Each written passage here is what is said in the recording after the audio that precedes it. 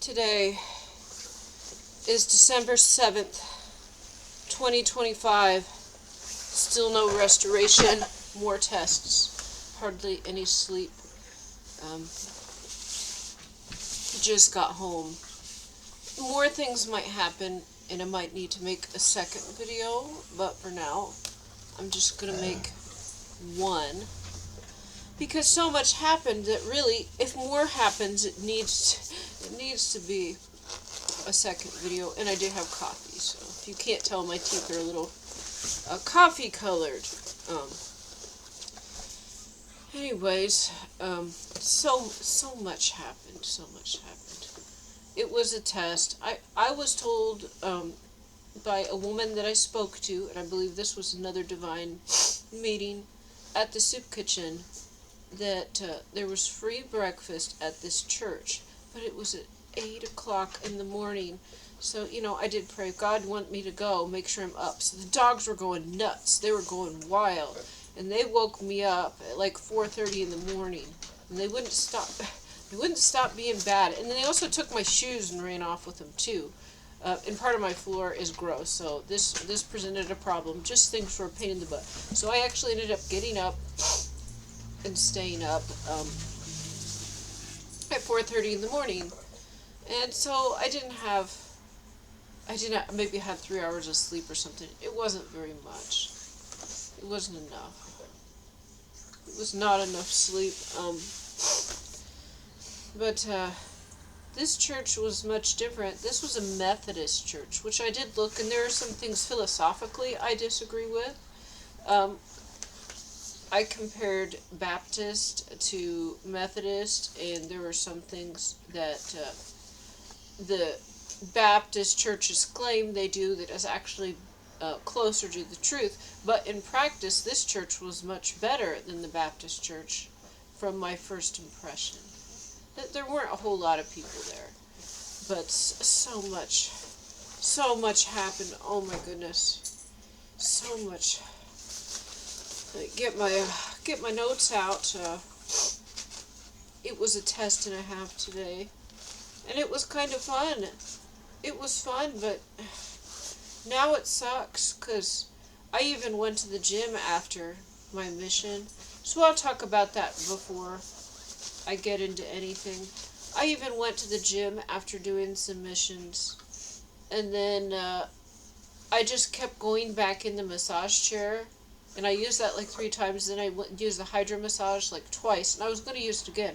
But I ended up falling asleep on like the last minute, and then the woman came in and she's like, "Excuse me," and I'm like, "Oh shoot," and I woke up, so then I just left. I wasn't going to use it again, but I fell asleep in it, and it was a little weird. So I left, and then it's Sunday.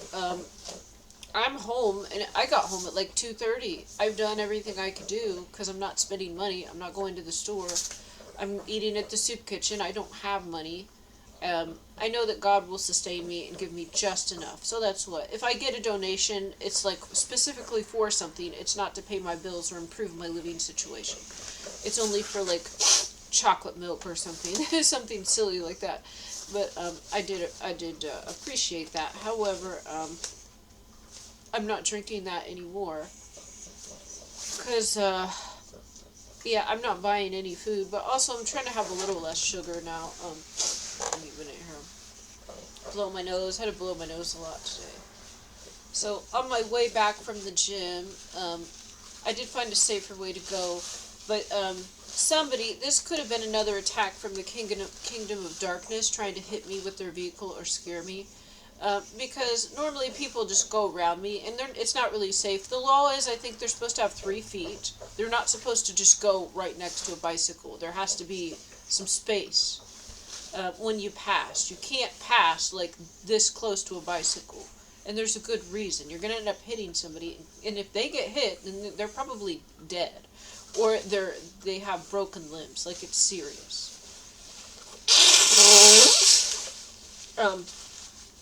So I think this was an attack on my way back.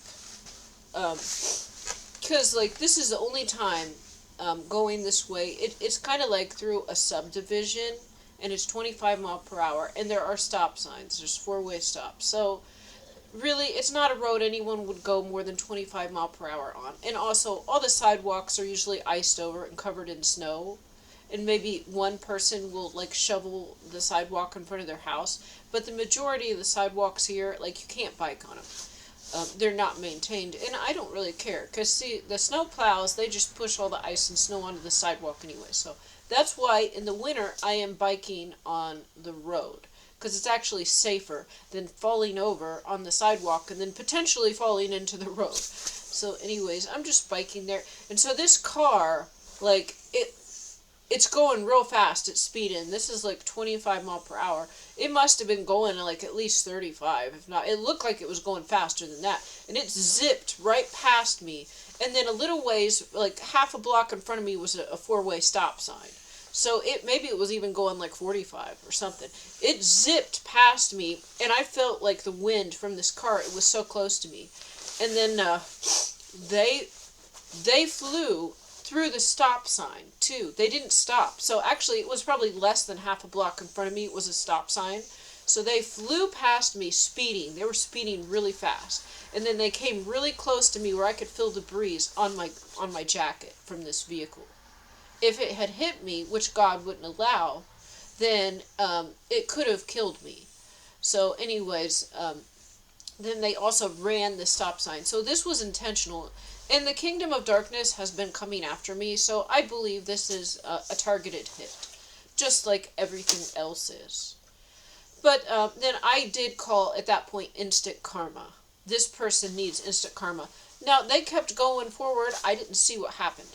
But then at the end of this road, then it goes on to another road, which is not in a subdivision. But it's not a super bit, like, it's kind of busy, but it's not that busy. This town is not like Columbus. It's a small town, even though there's a lot more cars on the road now than there used to be. It should be safe to bike here, theoretically. It should be safe to bike here. But it's not, because there's narcissists, and also, like, they target me. Everything targets me and tries to get me. So it might be safe for someone else. It's not safe for me, but God will keep me alive. God always keeps me alive. So anyways, as I then at the end of this road, which is like 4 or 5 blocks down, so I couldn't see the end. I couldn't see what happened. Then there's a 4-way stop, and then I turned right onto, it was a busier road, but it's still not a major road, but it's no longer in the subdivision. And then I start going that way like a block or two, and I hear police sirens. So I don't know, but it's possible, and I think it might be, that when I called instant karma, this car was flying and it kept going. And then the police probably came and they got him right away. And they should. This was probably a targeted hit on me. And that means, even if they don't get me, if there's another targeted individual, then they can be used against them as well. God will protect us, but still, we don't need these nuts on the road. And then I got home, and my dogs got into some things, so I'm not too pleased with them. The breakfast that was at 8 in the morning, okay, so I didn't know what to expect. I'd never been to this church before. It's on the way to the soup kitchen. So it's actually closer to my house than the soup kitchen is. And this was a wonderfully prepared breakfast. It's like the church building is beautiful. It was made in the early 1800s, so it's got a lot of unique, interesting architecture, and it's a big building. There was hardly anyone there, so I'm surprised they can afford this. But for some reason, like, all the buildings and things in my town are really inexpensive for what they are. Which is why I'm living here, too, by the way. All the houses are super cheap, like, compared to everywhere else. I showed up, I walk in, and then I didn't really know where to go. I went down the steps, I looked around, and then, oh wait, this is what happened. Oh my goodness. Like, I gotta get my notes out, or I'm gonna forget stuff. This is nuts. So I got like 3 hours of sleep, I got a shower, I got my clothes on. I didn't wear anything too nice, but I didn't want to wear anything too trashy and smell bad either. So I thought I looked decent. Let's see. This was a Methodist church, and this was another test for me here. There were several more tests. It was all a setup. even like the woman that told me about this event was a believer, I can tell. But see, the kingdom of darkness and the evil spirits, they eavesdrop, and so they were listening in on our conversation, and they used this as an opportunity to try to get me. So actually, I think it was 8:30 was this says 8:30. Actually, I wrote this. I think it was 8 o'clock. So she told me 8:30, but then their sign actually said 8 o'clock in the morning is breakfast. That is crazy. But I thought I was supposed to go because whenever people tell me things, I gotta do it. And I said, God, if you want me to go, make sure I'm up. So the dogs woke me up at 4:30 in the morning to make sure I was up, and they were going crazy. So yeah, I was wide awake, and they stole my shoes. Um, I didn't really know what was going on. Right as so I walked down in an area where I saw, oh my gosh, I forgot the important thing again. Okay, so I was biking from my house to this church, and I was like right on time or a couple minutes late. But then when I get there, I see a place by the door where there's like a rack, and somebody had a bike leaning there, and so but there was kind of a slant. So even though I had my kickstand, like it wasn't holding my bike because it was tilted and it was wanting to fall over. And then I finally just rolled the person because this wasn't very wide. It was just like a railing here, but it wasn't wide enough. And the one person's bike was right in the middle. So I ended up actually moving it forward a little bit so mine would fit, and then I locked it. And then while I was doing this, I was messing with this for like almost a minute. Because my bike kept almost tipping over, because there was kind of a slope. So there was a little bit of a slope where I went to put my bike. And then, of course, the way the kickstand was, it was wanting to fall over. And then the other bike was blocking so much that mine was sticking out. So I eventually just moved this bike a little bit, and then I didn't want to move their bike, but they could have parked it in a way there was room for somebody else's. They probably assume nobody else rides a bike. I'm just going to say probably. And this might have been an addict or an alcoholic, and they don't give a shit about anyone else. They don't have the ability to give a shit about anyone else. They don't. They have demons. And that doesn't mean these people won't eventually be saved. It doesn't mean they won't repent. But it means that right now, while they're an addict, they don't care if they're using the entire bike rack when they could have made room for another person to park. And the whole time that I'm trying to situate my bike so it doesn't fall over, it's wanting to fall over, there's like a glass door, like glass windows right next to this door. So the rack is like right next to the entrance, and there's glass windows there. There is a man standing there staring at me. There is a man standing right by the door staring at me, and this was not the pastor or anything like that. I don't know who this was. So then, and I was only like 3 feet away from the door handle. So then after I finally locked up my bike, which was, the bike lock was actually holding my bike so it didn't fall over. So it took a little bit longer. Then I went to open the door, and it wasn't moving. It wasn't opening when it was supposed to. And I went to open it, it didn't open, and the man was standing right there. And then I let go for a second, and then he like did something that looked like push a button or something. Maybe he did nothing at all. But he was standing there, and then he's like, I don't remember exactly what he said, but he said fuck. He said fuck like twice. He said, hurry up and open the fucking door. What the fuck? He said something like, what the fuck's wrong with you or something. And so this man was evil spirits. But anyways, I think, I'm not sure, I think he was probably holding the door, or he locked it when I tried to open it the first time. And then I pulled it and nothing happened. And then and then I was waiting because it didn't open. And then he looked at me. He was like, what the fuck? You gotta fucking hurry up or something. He was like, he like yelled at me. So anyways, and then I went to open it, and then it opened. So I think he locked it, or he was holding it. I don't think he was holding it closed because there was no give. So I think he locked it and then unlocked it and then yelled at me. and then I just walked. I ignored him. I didn't leave. This was probably another attempt by the kingdom of darkness to get me to leave and not do another mission. This is a mission that the kingdom of darkness is trying to get me, but actually this is also a mission from God. So I walked right past him, and then down like a partial flight of steps was a room, and I saw some cups and tables sitting there. I'm like, this must be where the free breakfast is. And then I walk in, and there's a coffee machine thing right there within like 5 feet or so of walking in. And then right as I walk in, like the pastor stands up and he starts to do a mini sermon before it's time to eat. And then I wasn't gonna like, cause they had donuts sitting at this table. I wasn't gonna like, cause he was kind of standing in the middle of this, so it might have been kind of rude. So I didn't go and get a donut or anything at that point. But as I walked in, there was a coffee machine. I grabbed me a styrofoam cup, and I went to put some coffee in. A few drips came out. That was it. There was no more. And so then I just took my empty cup, and then most of these tables had people at them. They weren't completely full, but there were so many people at the table that I'd kind of be sitting in between people in an uncomfortable way. So I went all the way to the back of the room, and I sat down there with my cup with a couple drips of coffee. It wasn't even enough to drink. And then I didn't get any breakfast or anything at that point. He gives a very short sermon. It was good. I remembered that it was a good message. I don't remember what he said. He did mention Christ and stuff a lot. This is a Methodist church.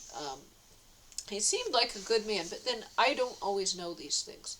When I met the other pastor, and the first time the other pastor saw me, he was like, "Oh," like when he saw me, because he knew who I was, that I don't know who I am, and he was like, "Oh."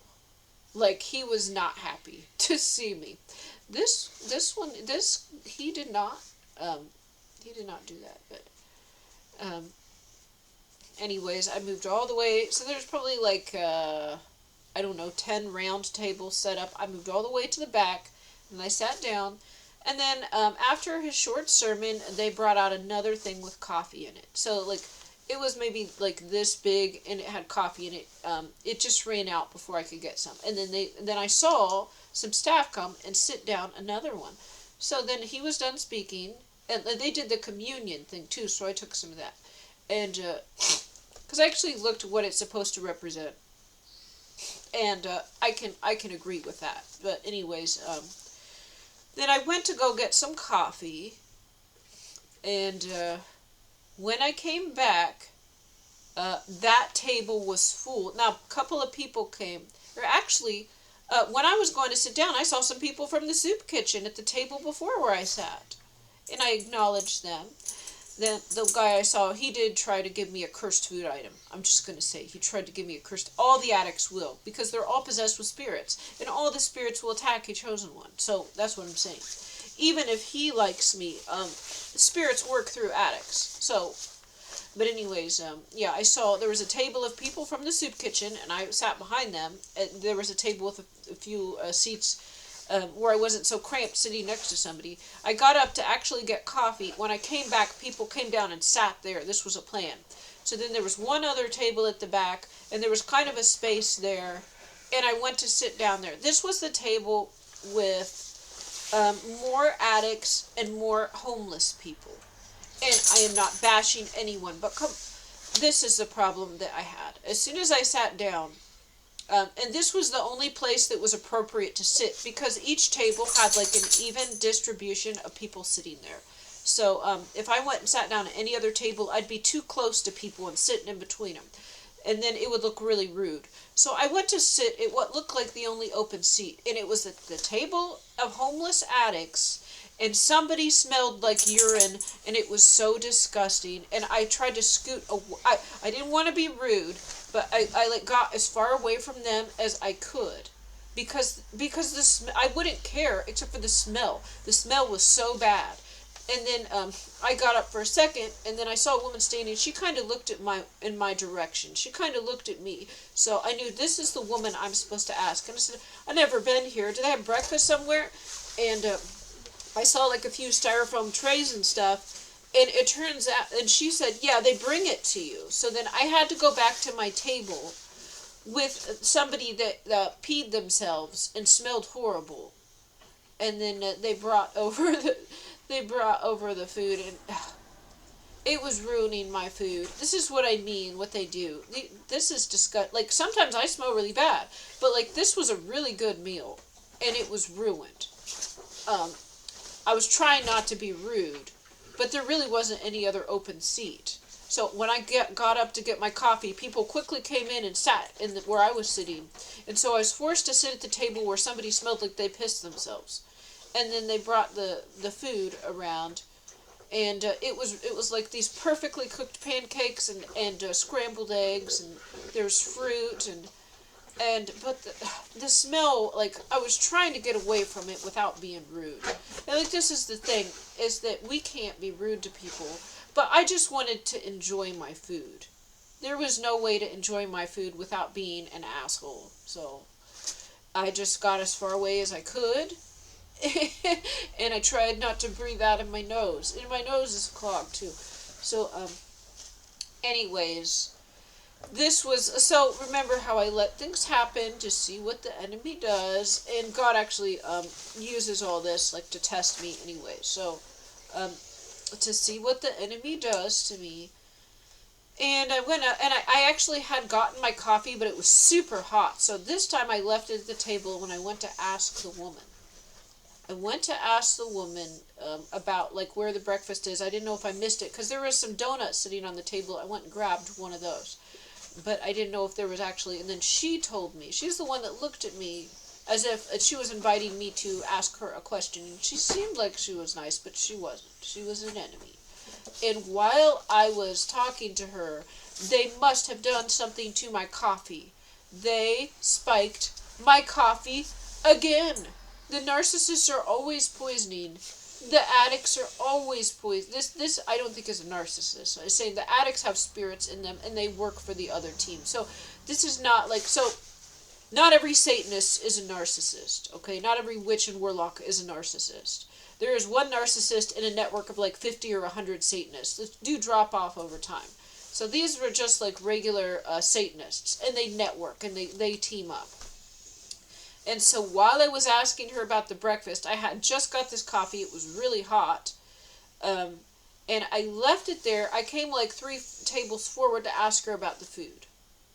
Because I didn't want to spill this. It was hot, and I had my coat in my hand, and it was not good. I have no spotter. I never have a spotter. But I think God does this too, because I had to go through this test. I had to go through this trial.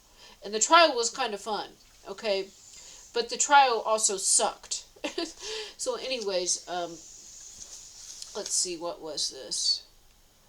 Okay, so, then the food did come around, and someone that worked there did come towards me, and they asked if I was okay, or if I needed something. I said, do you have any water? And they said, I have a water fountain up there. I'm like, oh, okay, yeah, thank you. And then it turns out, then this man did go, and he brought me a cup of water. I don't think this is the one that poisoned the water, because I did walk away from my hot coffee. I walked away and I left it at a table of addicts and homeless people. And they were going up, and there was bags of like pastries and things that they were bagged up that people didn't eat. And then they were going and grabbing them all and taking them. So they had like tons of them. And then I just got one donut. I just got one donut. I'm kind of sick of donuts from the soup kitchen anyways, but this was a good one. I got one with pink icing on it, because they didn't have any stuffed ones. The pink icing looked the most delicious. I didn't want just powdered or glazed, glazed meh. So anyways, then they were nice, came up to me, and because they saw I'm at a table with addicts, and they might have noticed it smelled like urine, and I was stuck there, and here I'm a new person. So they probably came up and asked me for that reason, because it was a little, they didn't want to be rude to these addicts either. But they could recognize the situation, is that half of the people in this building were probably addicts or alcoholics, or they have some problem. And so they are in there to get the free food, which I don't blame them to get the free food, because I was there. I was there to get the free food, okay? I was there to get the free food too. But I took a shower, because I didn't want to show up to a church for the first time with piss in my pants. Now, I did go to the soup kitchen smelling bad, okay? But that's because people already pee their pants there. But this is a situation at the church. And someone even said while I was there, most people, they just come in and get the free breakfast and they leave. They don't even go to the service.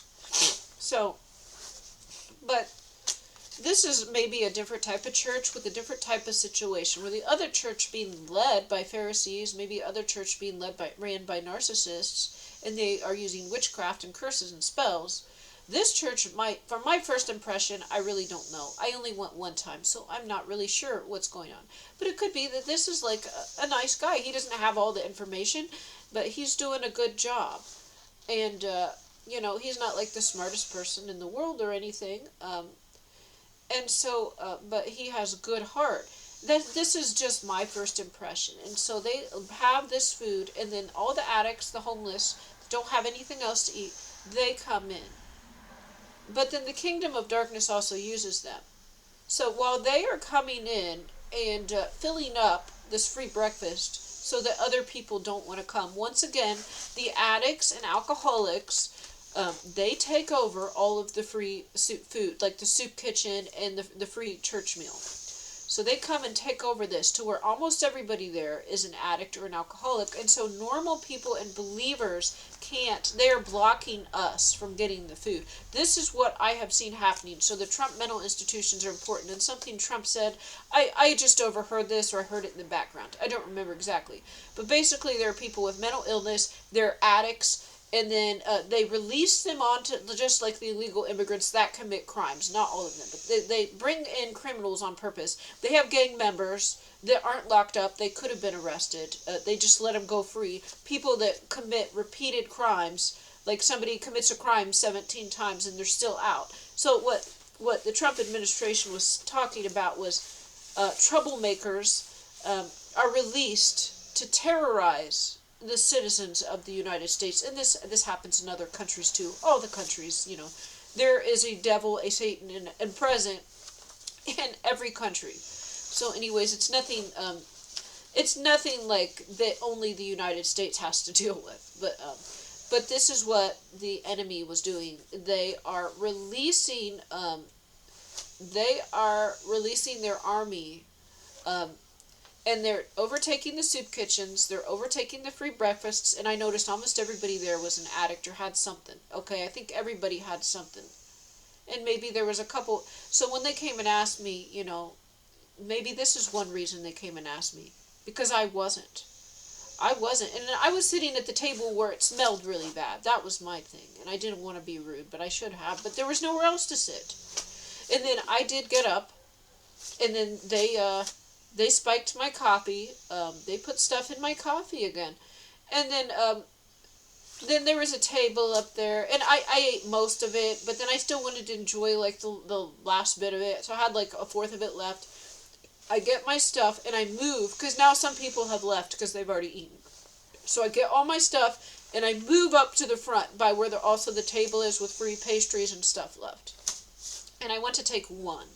Not like the homeless guy, he had bags with like 5 donuts in it. He had multiple bags. But anyways, I just went to get one, which I didn't even keep because I didn't have a place to put that was safe. If I put it in my bike basket, someone could have done something to it. So, but anyways, then I move up to the front once there's an opening. And then it doesn't look too rude at that point, because then I stand up and I walk around the free pastry table. So it looks like maybe I went up there to get the free pastry. But then I did note, like, as I went to sit down, there were some shifty-looking people. There were criminals at this table, I could tell. There was one guy who was a little bit more intelligent and more wicked, is what I'm saying. Like, so you have an addict that's kind of spaced out, okay? But then there's this guy. He looks more like somebody you'd see in prison, okay? I can tell the difference. So I think he's the one that did it. And he also passed me like some syrup, but I don't know. It could have been someone else, but I think it could have been him. If I had to pick, because the other people, they weren't as coherent. So I think he did it. And as I was towards the front, I saw him looking at me. He looked at me several times. So I think they put stuff in my coffee so that when I drank it, it affected me later. And I went to sit down. And there was a woman originally sitting there, and she was on the phone talking about getting a ride. And then I think there maybe was not a man sitting in this one spot at first, and maybe his stuff was there and he wasn't there, and then he came back and sat down after I sat down. So they like coordinate all of this. And keep in mind, all the addicts and stuff, and They have spirits in them. They work together. The spirits influence the person. Well, I want to sit down here. I want to get up now. All of this stuff, like the demons can influence them. It's crazy how much the devils can control in an addict, which is like a walking zombie. But when they're not on drugs, actually, they are partially responsible for their actions. Let's see. So then the man that sat down there, so I talked to the other one a little bit. I didn't talk to him much. I was actually kind of weird, because I normally will talk to people, but because the smell was so bad, I was just really not talking to him. And he did say something to me, and then I asked him a few questions, and I talked to him a little bit. And then when I had a chance to leave and it wasn't obvious, then I left. And it was not because this guy was a criminal. It was because it smelled like piss, and I wanted to eat my pancakes and my eggs and not smell piss. Like, it was a horrible smell. And I think there was 2 guys next to me. One of them had not had a bath in a very long time. Okay, I understand, like, I went a long time without a bath. But this was not only just a free breakfast at the soup kitchen. This was like a really good breakfast. And I could have enjoyed it a lot more. So anyways, I sat at this table, and then the man sits down here. This is someone I recognized from the soup kitchen, but I'd never talked to, and this is a sleeper. He was a sleeper, I'm going to say, in many ways. Here's my clue. It's because when I saw him at the soup kitchen several times, and he has the same hat, so I recognize him. He's usually asleep. He's usually asleep, like sitting down at the soup kitchen. So this is something they do when they're on drugs, I think. Or maybe if they're homeless, then they sleep while they're inside with the heat. So he was a sleeper. And he was used to go after me. And the woman that I went up to and asked, she was a part of this satanic network, the witches and warlocks. So what I'm saying is, if this pastor is a good man, and he's just not aware of what's happening. So if he's not actually casting spells, the Satanists are coming in, and the addicts are coming in and taking over, and they are doing things at his church. So that if a believer comes in, they can't get the free breakfast or anything, or well, they won't. The people I saw come in for service later were not at the free breakfast. And, maybe that's not the point of it. He did a mini sermon, so maybe this is just something completely different where he's hoping to get through to these people. And maybe they won't hear it somewhere else. But they don't seem to understand is the only reason they get this free food is because they're in a church. The church is feeding them. And also the soup kitchen, a lot of the donations and food comes from, like, religious groups. So it's like the believers are feeding the kingdom of darkness, like they're agents that are sent to come against us. Like the churches and probably like the mosques and synagogues too are funding these soup kitchens and giving meals to these people that are actively working against us. But anyways, this man though, he was trying to get me and he was working against me. But he was also like kind of a nice guy too. So that's the thing. Some of these people, like, he might be able to be flipped, and that's what, so if they're there and they're attacking us, then God maybe will send me in, and maybe this is a way to, maybe influence some of them. So maybe I'm their mission, but they are God's mission, if that's what I think. So anyways, and then, so we talked a little bit, not too much. I recognized him from the soup kitchen. I never talked. No one else was talking to me. The woman sitting there was on her phone. It wasn't appropriate. Somebody says a question to you, and you answer back. And then he said, there's another. And I said, when is the service? And it wasn't for like an hour and a half.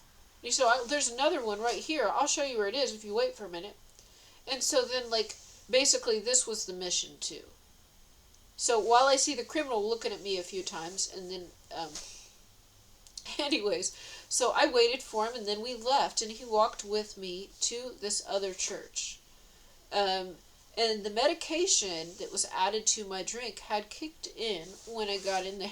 And he also did offer, like, while we were there, he said, you want me to get you another coffee? And actually, when I was at the table in the back, before I sat with this man, and I was with the man that pissed himself and the criminal, they said, do you want juice or milk or juice or something? And I said, actually, I want some water.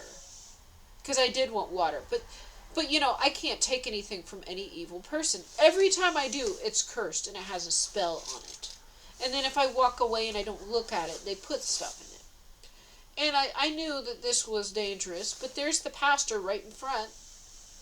There are people there, but they did it when no one was looking. But this was just an open room, so I thought it was safer. Somebody could have seen. But the problem is that there was probably addicts or alcoholics at every single round table. So, and they will block. They will stand in front so no one can see if there is a good person. So anyways, what am I even talking about now? This is nuts. 35 minutes in and I didn't even get into it. So he was talking to me and he was like being nice. This reminded me of like high school or something. Like if a boy likes you and wants to date you, they used love magic and they put sedatives in my coffee. Love magic. They do that to your drinks. So I got love magic again, and actually I like this song. And I was falling asleep. No, I didn't get very much sleep, but this was a sedative. I know the difference. And I saw, and I noticed what happened. So, and he was just like, so they send people directly to come and ask me out, and I told them all no. So this time they sent, and this man, and it doesn't have anything to do with the race or anything like that. The previous men who were trying to date me were black men, and I did not turn them down because they were black men. I think that they're attractive. It doesn't have anything to do with that. And then, the last one was a volunteer that actually volunteered. But so this time they sent a blonde man, and but see, he didn't actually say or anything or do anything. Okay, so I saw what happened and what was done, but it wasn't anything overt. So they tried, like, people just asking me, and I declined all of them. And this time they are trying to like start like, oh, we're just church buddies. We'll just go to church together. And no one asked anyone out. No one made any moves. No one made any advances. Okay. But there was heavy witchcraft. Heavy witchcraft. Heavy. Okay, so first of all, I have seen this person before, and they're just normal looking. Like, there's nothing wrong, but that has nothing to do with the magic they use, because like, you don't even have to look at somebody. They use a type of magic. It's like, I actually was shown what this looks like when I was in the discard phase with my ex-narcissist. The love magic is a pink, like, cartoon cloud, and then it hovers like a foot or two off the ground. And then it comes on, and it goes from this person. It can also be in a drink. I just saw what it looked like in the spirit when my ex-narc had it coming from him at the discard, and then he had the love feelings. I know what this is. So what you think is love is actually witchcraft, and it's a love spell. This man, okay, he used it too. He didn't use it while we were sitting at the table. So I don't know who exactly did it or what. I think, like, in my drink there was sedative, and they could have put love magic spell in that too. And it just took like a half hour to kick in, is what I'm thinking. Because it wasn't working. Like, I didn't feel like I was going to fall asleep while I was at the table eating. And while we talked, there was no love magic, and there was no. I was wide awake at that point, and of course I was wide awake because the stench from the guy that peed his pants or whatever. I was very much awake, and so like, yeah, so you want to go? I'll show you. And he's talked about 2 churches. He's like, nobody wants to go. Now there's somebody that I can go to church with, and I can see it. But here's the thing. It wasn't exaggerated. It was normal conversation. Like, it was non-threatening. And it was just spaced out through normal speech to where it was not suspicious. There was no narcissist red flags. But I have experience with witchcraft. I know exactly what happened. And he's just being nice and talking to me like a school buddy. Like, this is somebody that I just met. And I obviously am not going to get in a relationship, but they are being used by the kingdom of darkness to try to tie me down. As I said, every day they are sending a new suitor, okay? So they send somebody like a narcissist, and then that doesn't work. Then they send probably lying, I'm a Christian, I'm a virgin, and he's probably a recovering addict or something, I don't know. And then they send like a guy who's trying to bully me, like a gang guy. That doesn't work. Then they send the volunteer, that is working at the soup kitchen. That doesn't work. Then they try this. And we didn't even meet, and we've never spoke at the soup kitchen. He sits down across from me at this church where they do free breakfast. The church is overrun with addicts again. I come in. They knew I was going to be there because the woman told me about this while I was at the soup kitchen, and all these spirits are there listening. And they can leave the body to some extent and stand right next to you and listen too. They can. If you've seen the shadow person, sometimes God allows you to see in the spirit. Just to know, so you have to learn. You have to know how to defend yourself and what they do. So then we walked it was probably 5 minutes or so. Just went down the road, and there's another church. This town is full of churches. They're everywhere.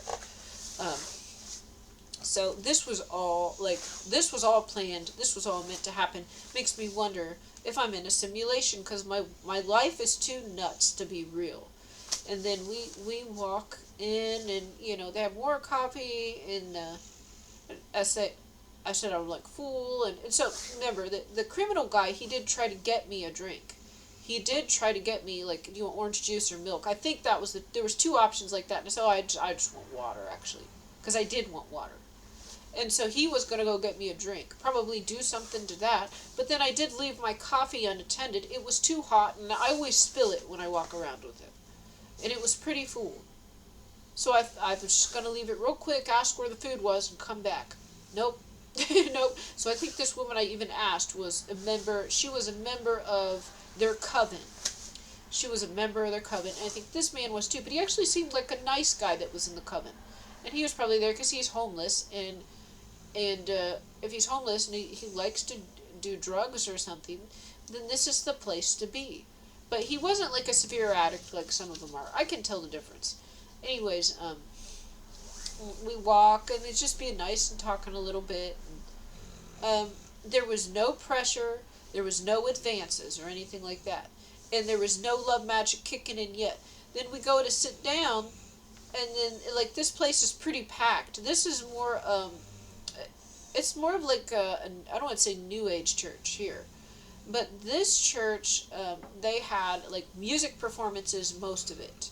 And it was new music, and that's good that they do that, but they were not protecting their church. So they weren't doing deliverance, and they weren't casting out spirits. They weren't bringing in the Holy Spirit too.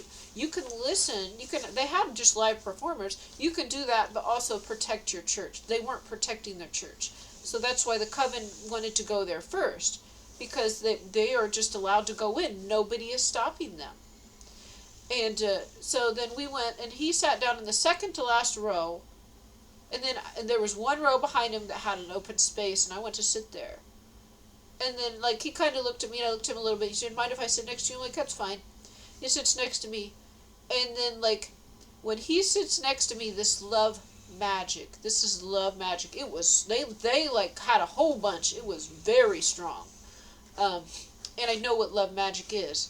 The narcissist before used it. My ex-narcissist used it at the discard. The narcissist at the Baptist church used it.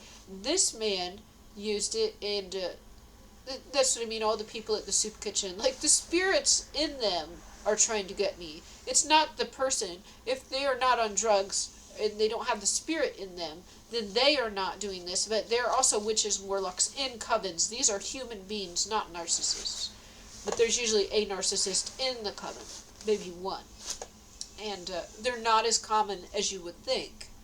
They are Nephilim spirits. So anyways,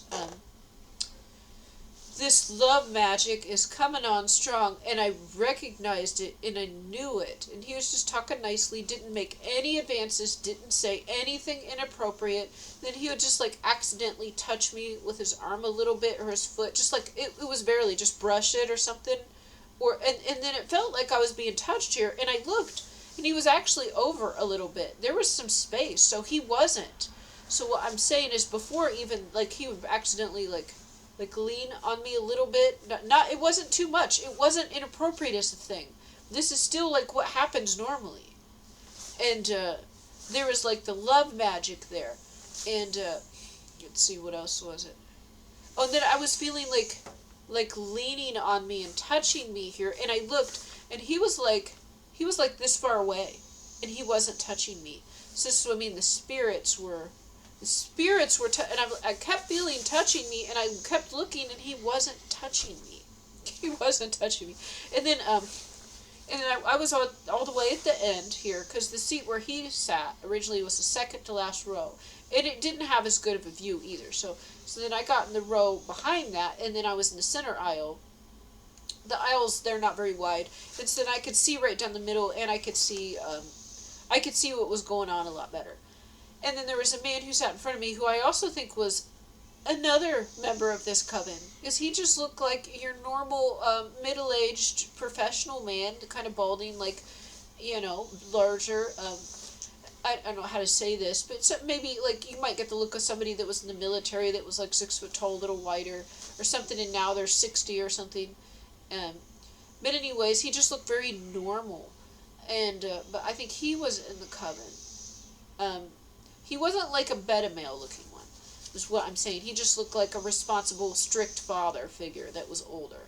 And so he was sitting right in front of me, and then I was sitting like this so I could get a better view, like, and I could lean a little bit, and also because the guy sitting next to me was using the love magic, so I was leaning like this a little bit to get away from it, and I kept feeling touching here, but he wasn't touching me. So I mean, the spirits in him were touching me, like just a little. It actually wasn't like this. It was just feeling like brushing or touching a little bit. I kept feeling this, and I would look, and he was not touching me. He would even be sitting down, and there was some space. But, like, he was sitting kind of close, and so, like, just a little bit every once in a while, and it wasn't weird or anything. But with the love magic, like, it was trying to get me. It was trying to get me with this one. Not intimidating, being nice, being friendly like a friend, and the love magic there.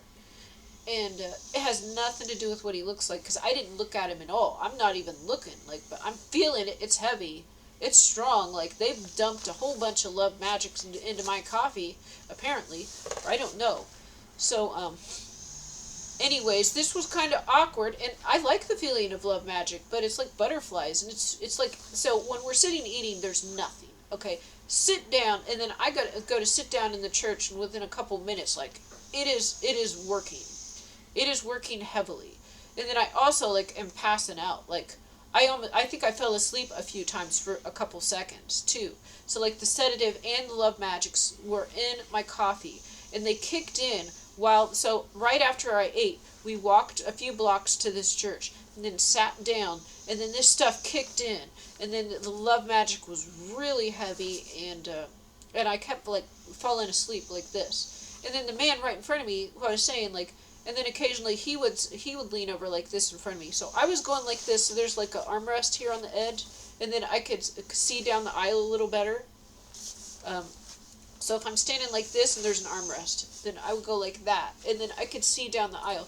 And then like this man in front of me, and he would occasionally do this too and block me, and he was looking at me as well. So I think I saw him in front of me, so I'm sitting like this, he's in the aisle in front of me, and then like occasionally he would sit like this too, and then he had glasses on, and he was holding his glasses like this, and I saw the reflection.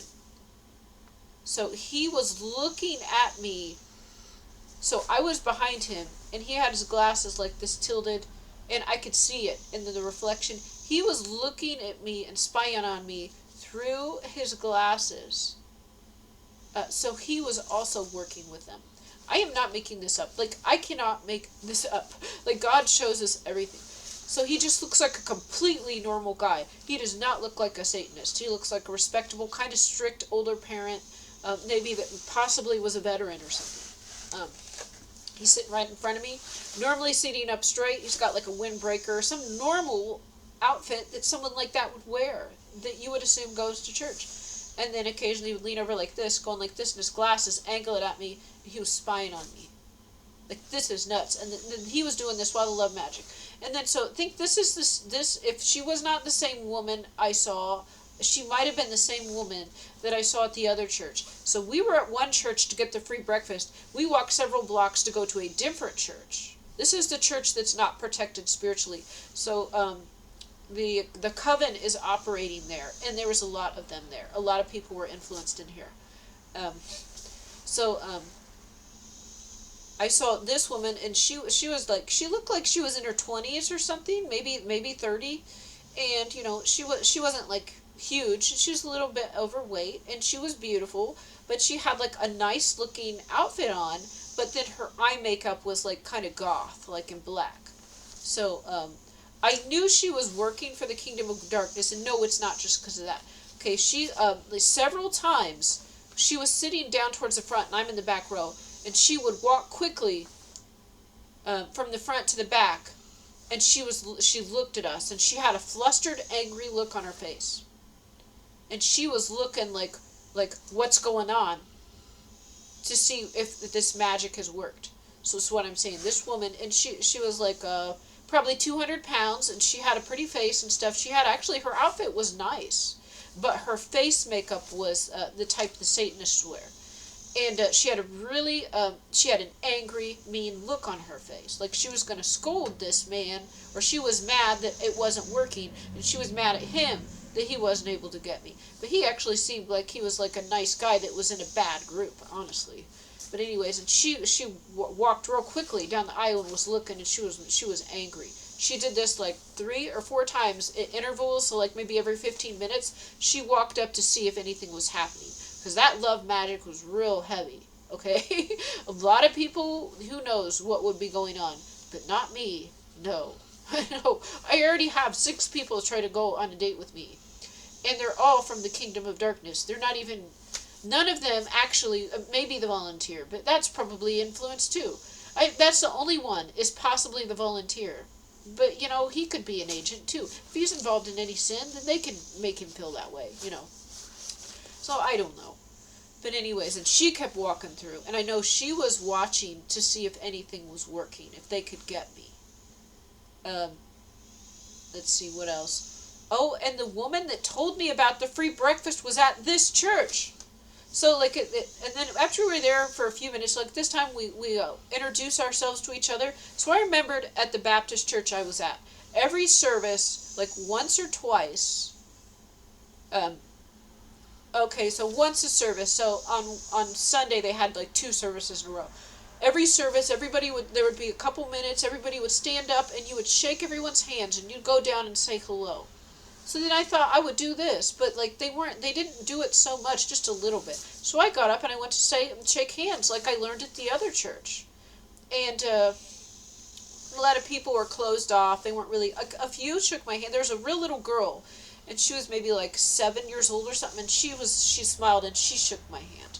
Okay, but like a lot of adults like were facing the other way intentionally, or they didn't seem like they didn't really want to shake my hand. So some of them did not want to, and then like after, so the second row, there's like maybe 10, 15 rows. Then I go down like 2 rows, I see the woman that was at the soup kitchen volunteering there that told me about the church breakfast, and she said, oh, and she was so surprised to see me, and she said, I was thinking about you. She gave me $2 bills. I'm like, oh. She said, I was thinking about you. I was worried about you. Or not, she said, I don't know if she said I was worried about you. She said, I was thinking about you. And then there I was. And I could tell she seems like a good person. Okay. So, and she gave me $2. Probably she was going to give this to the church. She gave it to me. But that was not, I took it from her. Let's see.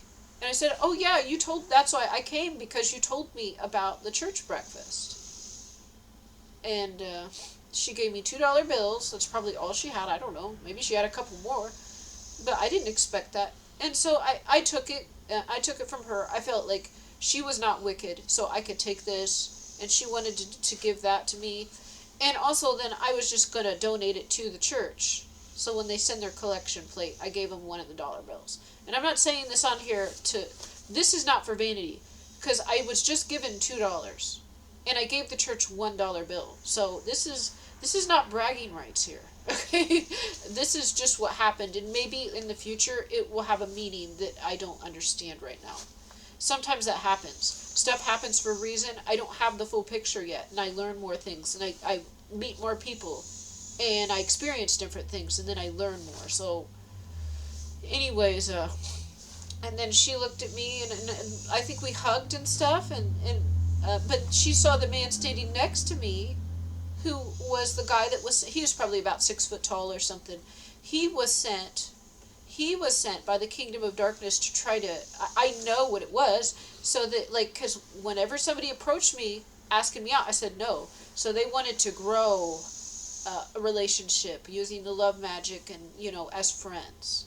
This is what they're trying to do. And they used a lot. This is the most love magic I have ever experienced in my entire life. And they were really trying. I was saying, God, to return it to sender, God. God lets me go through it. But then after some point, it did wear off. So it doesn't continue. It does wear off eventually. It did wear off later. It got less. But while we were sitting in there, boy, that was strong. That was nuts. Like, there was a lot of witches and warlocks. And when the narcissist was like, I'm surprised you're not afraid to be around all these addicts. I'm like, why would I be afraid? Oh, yeah, because they are all working together to get me. And no, they're not very smart, but they're told to put poison in my drink. And then there's like, 30 of them there. And so when I got to get up and I don't have a spotter, this is the situation I'm in. But see, God did this so that it would have been rude, it would have been inappropriate. I didn't have free hands, my coffee was too hot, my coffee was too full, I did come for food, I didn't see the food. Like, everything was lined up just right. That, like, when I opened that door for the man, like, he was staring like a psycho killer. The guy standing by the door. And then I think he locked the door, so when I went to open it, it didn't move. And I waited a second, and then he, like, motioned, or he jiggled it or something. He was like, hurry up, open the fucking door. Open the fucking door. It's a fucker. Something's wrong with people. And he, like, yelled at me like that. Like, I can't even believe this. So if you think that's going to make me leave and not do my mission from God, it's not. But, if this is being recorded, the pastor should probably take a look. He'd probably take a look at who he has employed there. I think you have a serial killer working for you and attending your church. And I didn't see them in the free breakfast area, but it's possible they were there. They probably went in after me and sat down. Because I'm the target. I'm the talk of the town. It's like, and then if a car tried to run me over on my way home, I called instant karma, and then I heard police sirens. So, like, the car went right past me. I feel the whoosh. Like, if it hit me, I would have died. And they ran the stoplight that was right past us, and then they continued to go. So then I went, like, 4 or 5 blocks to the stop sign, then I went, like, 2 or so blocks to the right onto a bigger road out of the subdivision. And then I heard police sirens. I hear police sirens in that direction. So I think God got him. Okay. So anyways, but this man who is using the love magic, he doesn't seem like a bad person, though. That's the thing. I know it's all fake. And I'm not going to have any relationship with someone like this. But he seems like a good person. And so, like, maybe he got to experience, like, so when I continue on with what happened here. So the woman gave me some money. She saw me, and she liked me. I could tell she liked me. She was thinking about me. And then the man who was standing right next to me, I don't know, maybe he's my age, maybe he's 10 years younger. He could probably be 10 years younger. I can't even tell, honestly. He's probably younger than me, because I look really young for my age. But then she looked at him, and she kind of like, ugh. Like, this kind of look she had on her face. She saw me, and she liked me.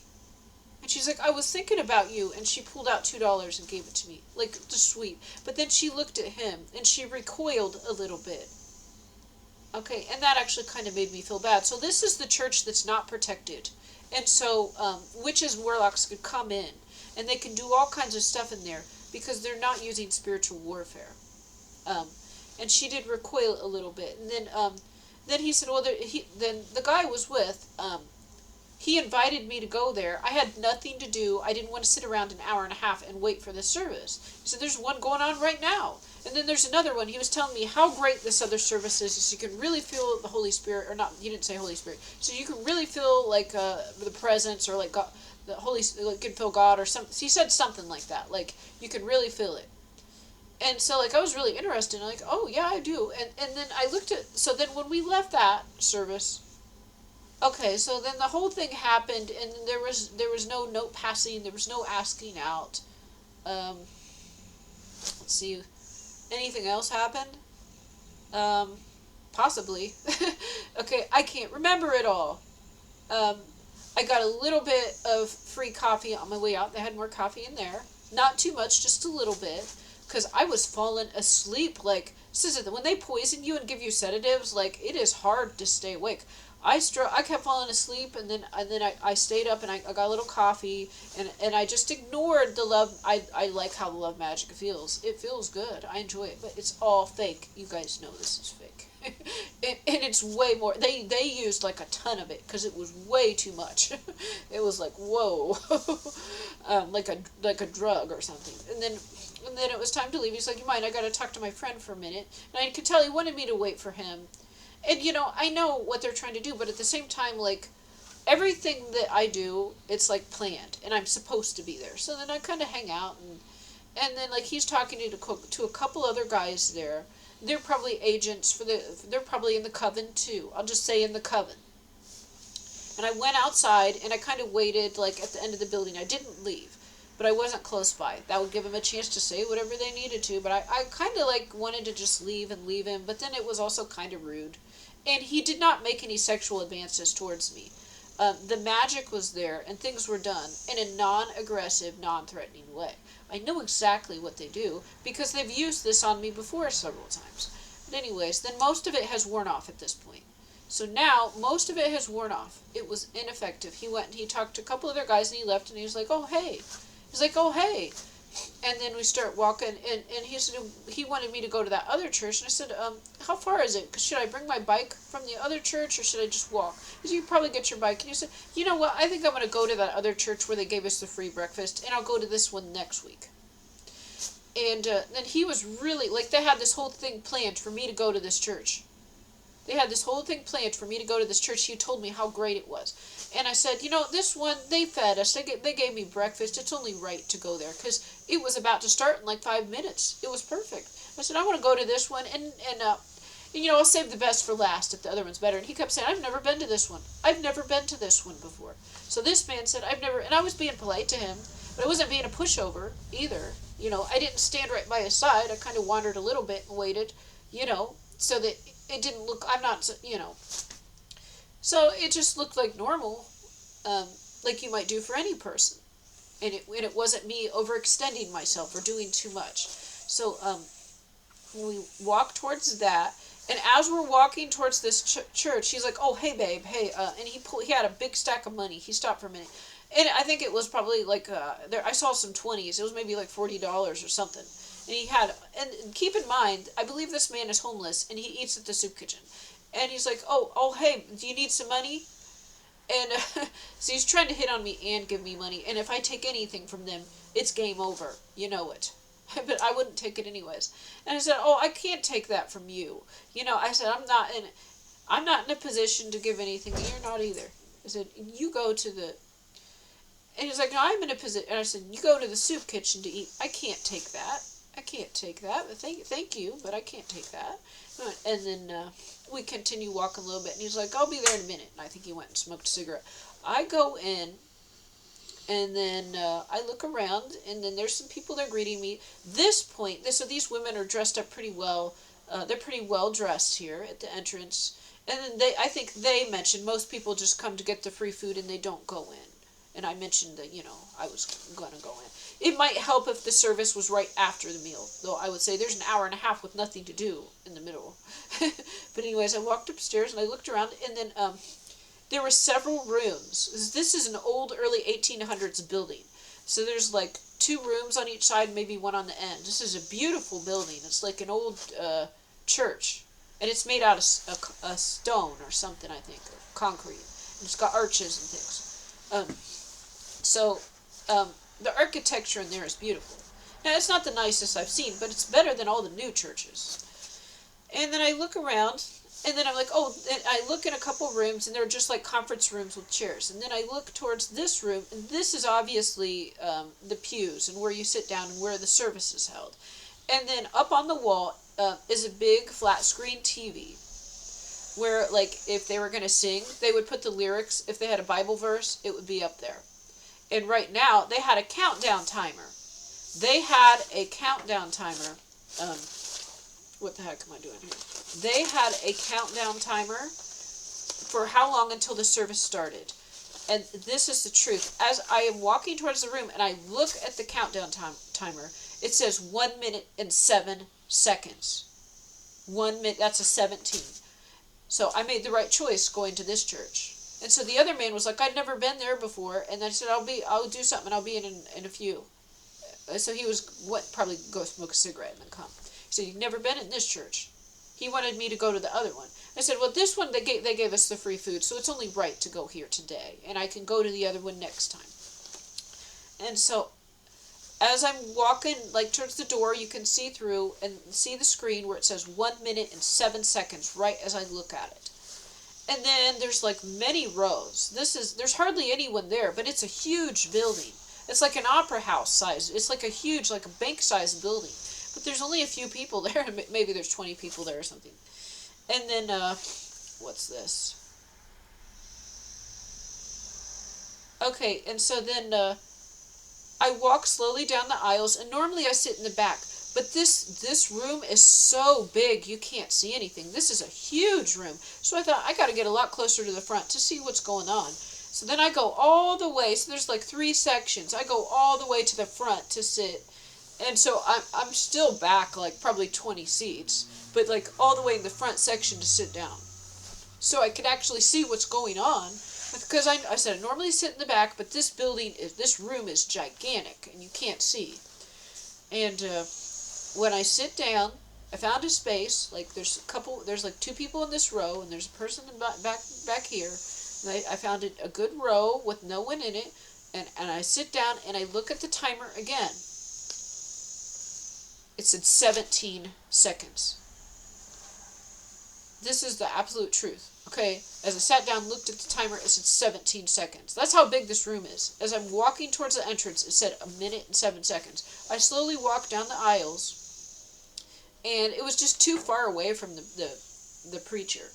And then when I finally find a good row and sit down, and I wasn't like stopping or anything, I was just walking slowly, it was 17 seconds. That's how big this room was. And hardly anyone was there. Oh, and also, the church we just went to before this, the building, it was either the building of the church or right next to it. It had something to do with the pastor. It said pastor on it. It had 222 on the side of the building. 222.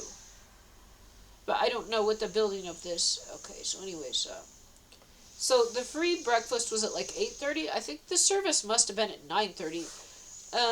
And then when that was over, it was almost 10:30. And so I was like, I want to go back to this other church where they gave us food, and I'm going to listen to their service. And he said, I've never been here. I'll be in a few minutes. And then, like, probably 10 minutes later, 5 minutes later, he does come down, and he sits next to me, but not right next to me like the other one, where it's dark, and they've got rock music. It's not rock. It's not rock music. They might think it's rock music, and there might be an electric guitar, but this is more like, this is not rock music anyways. But there was less space between people at the smaller church where they had contemporary music. In this church, it's huge, so he actually left like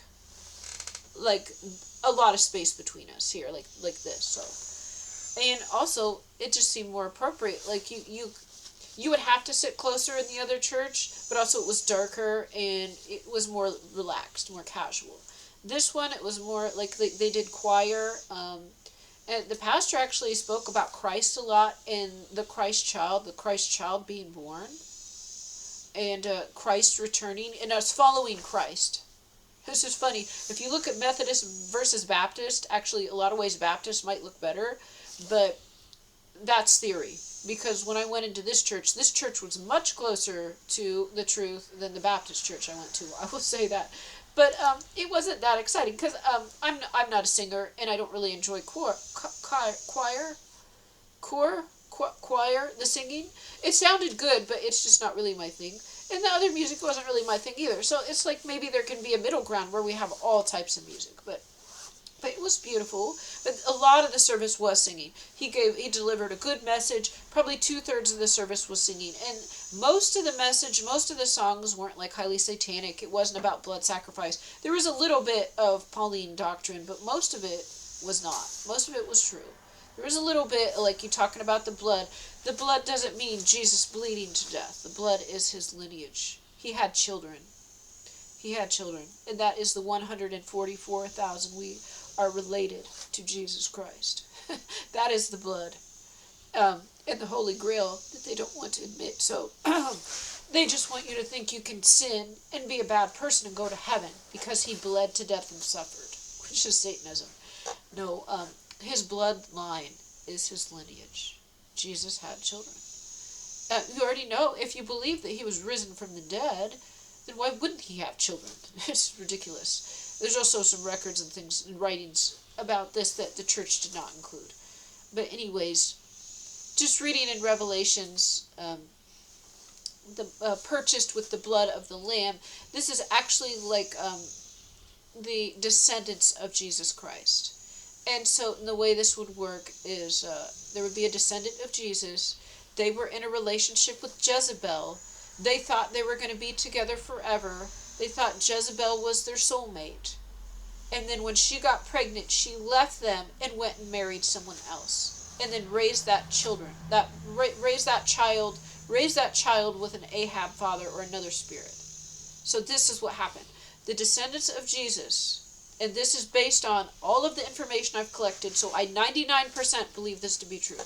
So the descendants of Jesus were in what they thought were long-term committed relationships where they were engaged or maybe had common law marriages with Jezebel. And Jezebel became pregnant with a child that was the descendant of Christ, of Jesus. And then she left. So once she was pregnant, she left this man. And then she went and married someone else and raised that child with someone else. This is what I believe. Now, I could be wrong, but I really believe this is true. Also, spiritually, it was confirmed to me that the blood of Jesus are his descendants. And knowing my situation and things that I've seen, this is what Jezebel did. She got pregnant by someone else and ran off and married another man. And then I was also confirmed that these are the descendants of Jesus. So how this has to be the truth, honestly. I mean, maybe there's like a slight difference from what I'm saying, but it's something like this. It's something like this. But anyways, and this man, he sat there, and this was more like it was more of a boring, I don't want to say boring, because it wasn't, it had a good message, and the songs were beautiful, but it was just like you would sit down, and you weren't getting up there, you weren't playing the guitar or anything like that. It was electric guitar, by the way, which is fine, but they weren't protecting their church. The coven was allowed to walk right in. You can have an electric guitar and also use spiritual warfare. It's the thing. It's not one or the other. You can incorporate the best of everything.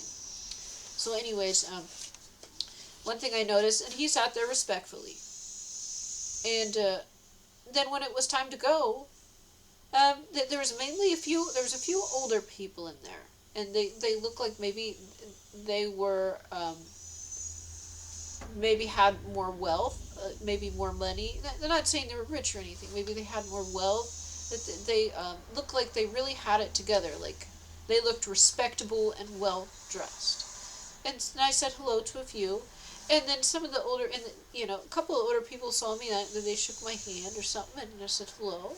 And most of them I didn't say hello to, but a few, because this is a huge building, and there's not like a lot of people packed. Like, you might have to go several rows to see someone else, and if they're busy talking to someone, then there's not really a good opportunity to get in there. But it just made sense, and it was good.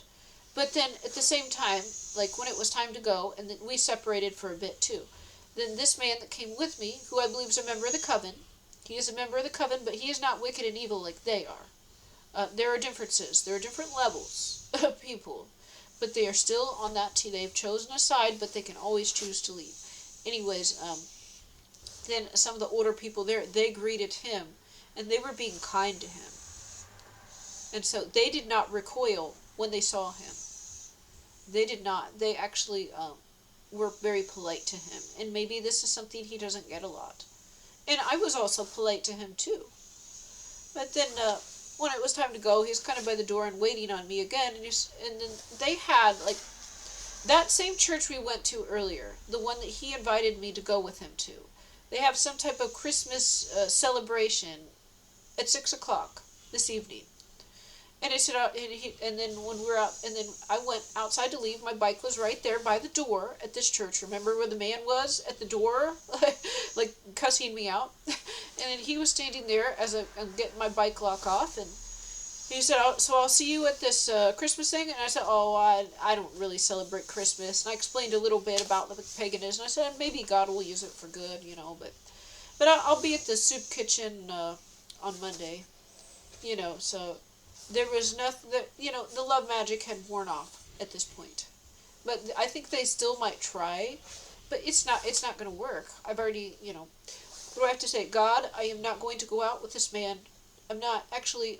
I pray that if he has a partner somewhere, that he meet her and they can repent or whatever. So can I be done with this? I don't know. But actually, he seemed nice though. So like, if it made it clear you actually just want to go to church and there's nothing else, because nothing else is going to happen. I don't say it mean either, But that can be good, because while they target us and they try to tie us down, they're trying to get us. At the same time, God is using us to minister to them. And he's like, "Well, do you like church?" And he said, "Don't you like church?" Or I said, "I thought you liked church," something like that. And I said, nah, not really. He was like, "Well, why do you come? Why do you come?" He didn't really say like, "Why do you come here?" Something. I don't know the exact words. But, it was asked like if I like church. Like, it was assumed that I like church. And I was like, "I don't really like church." And I said, "I come here because this is where the good people are." And I didn't say it mean like this, because the good people are here. I said, I don't really like to go to church, but this is where the good people are. And so, like, and then I said, like, and I don't celebrate Christmas, it's the pagan holiday, and we should celebrate the biblical holidays. You see how I'm talking now? It's not rude. There's no attitude.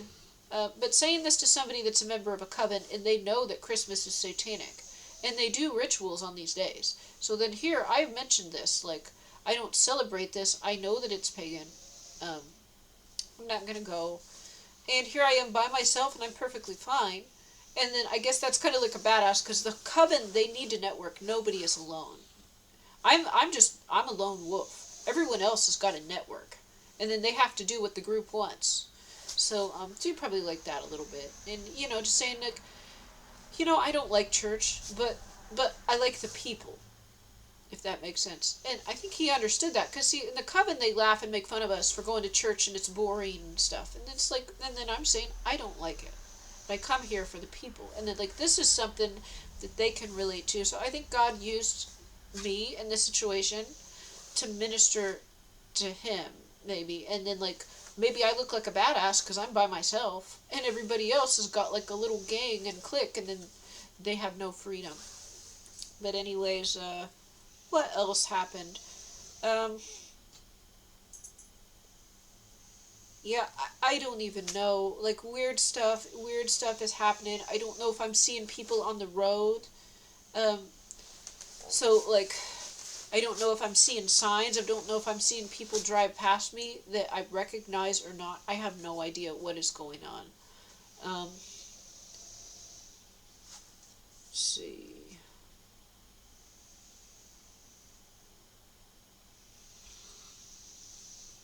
Yeah, next time they have breakfast, I'm going to sit at the front. I don't want to be rude, but like that was like a perfectly cooked pancake, and the eggs were so good, and then I could kind of smell the urine. Oh, they do this.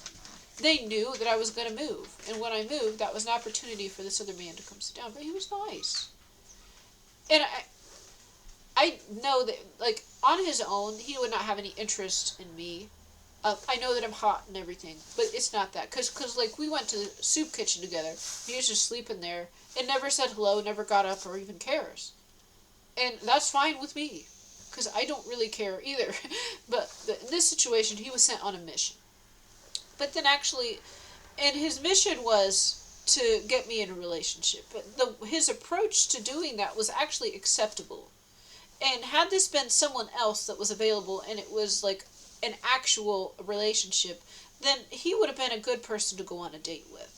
Not me, not me. I'm saying like like the other guy was trying to bully me into going on a date, and and some of them are like, they don't respect boundaries. This man actually was doing it the right way. He was handling the situation properly. So I hope he can repent and leave the coven. They'll come after you, but then he actually would be able to function in society as a normal human. Some of these people need a lot of rehabilitation first. Yeah, a lot has happened. I had no leftovers. The food was good. Yeah, I had like this chocolate croissant looking thing that I picked up and I was going to take with me. But then this was my bag today and it wouldn't fit in here. So I gave it to that man. He tried to give me money. And that was the only time he tried to say like, hey babe, when he had all this money. Other than that, there was nothing. And I'm like, no, I can't do that. So I can't take you, I said, because you're going to the, he's like, I said, I can't take that. Somebody's not in the situation to give money. I said, you go into the soup kitchen, then I can't take your money. So that was the thing. If I had taken that money, then I would have fallen for the trap. And how many people don't take the money? Probably almost all of them do. I reject everything. I don't take anything. They try to give me a piece of bread in a bag that's cursed. Like, I don't even want that. But then here he had a pile of cash in his hand. So, like, when we were leaving the other church, he's like, oh, I'm going to talk to these guys for a minute. He basically said, like, if I could wait on him. Or he was just going to be a few minutes to talk to these guys. And then we left. And then while we were walking to the other church, then he had that money he pulled out. So he might have got it from them. And these were two other men that were in the coven that I didn't even see yet. Because they're everywhere, and they were waiting in this church. And actually, when I went by, like in the church, they told us to introduce ourselves. A lot of people turned away. A lot of people, they didn't really seem like they wanted to shake my hand or approach me. So I'm feeling that this is not the best church. Doesn't mean it couldn't be, but right now.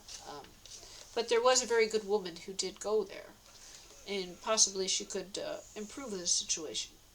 But at the same time, like a lot of churches that are ran by Pharisees and ran by narcissists don't want any modern music because that's not right. But then they teach the lies of the devil.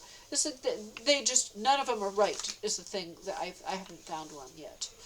But this one that was kind of boring and they did choir singing was the best one I see. And actually it could be that this pastor is a good man. It could be this pastor is a good man. And let's see. Evil is just operating because he doesn't know their tactics and he doesn't even know he should be fighting. He just assumes, well, this is an addict, this is a homeless person, and they're just coming in and I'm doing my part. But he doesn't realize that actually they are working. There are covens that can come in the breakfast table. They did not go to his normal service, which was a good sign actually. I've never been to that service. Yeah, probably because there's the presence of God there occasionally. I'm just saying. That is a good sign. But anyways, if he doesn't know at this breakfast table that there are enemies there. And you can still invite them, but there's things you can do. There are prayers and supplications that could protect like people coming in and just stop a lot of their little schemes. Anyways, yeah, that's about it. I saw a 222, I saw a 17, I saw a 107. There was a lot of love magic. And then, I didn't even, it was like over, and then I was just biking, and, it's kind of cold and wet, and it's not as cold as normal because it was snowing, and kind of rainy, mushy a little bit. And I just didn't want to go home yet, so I went to the gym, and it's just kind of depressing. That love magic felt good, even though I know it's fake. It's obvious, it's not the same, it's not real. But, then it's like, what am I going to do the rest of the day? I'm basically going to sit around with my dogs and wait till the soup kitchen opens and then go there for lunch, and that's my life. Like, this sucks. But, and then someone, I think, if they weren't trying to run me over, it was a threat. It was probably someone sent, and they might not even know what they were doing. Like, it's just somebody sent and told to do this, and then they did it, and they don't know who I am. Maybe they did. That's the thing. I don't know. It's so compartmentalized, and that's how they have safety too. Is they just say do this, and they don't know why, and they don't know who it is. So, but that's it. It's the 7th. I'm gonna order my dog licenses. Maybe they always have like 7s and 17s in their license numbers. So I wonder what they'll be this year. And I hope I have enough money to pay for it. I know God will provide. God will provide for us. He'll provide for my needs. And yes, God is not a man. God is not a woman. God is beyond that. God is above us. But God has provided for me so far. God moved me to this house. God has trained me. It's just like yucky, and it's kind of wet outside, and there's no people. I'm not allowed to talk to people, like, except for if it's an enemy. I'm not allowed to talk to any real people. I'm not allowed to have any real friends. And then they dangle like, oh, here's all this love magic. It feels good, you know. It's fake. We know it's fake, but we're not allowed to have friends. Like, I don't even think there are real people at this point. They're all demons. Like, I've been moved in. These are the Canaanites. And then we're retaking territory for God. And there's just not many humans here, I guess. That's what I thought. So anyways, that's it. God bless you.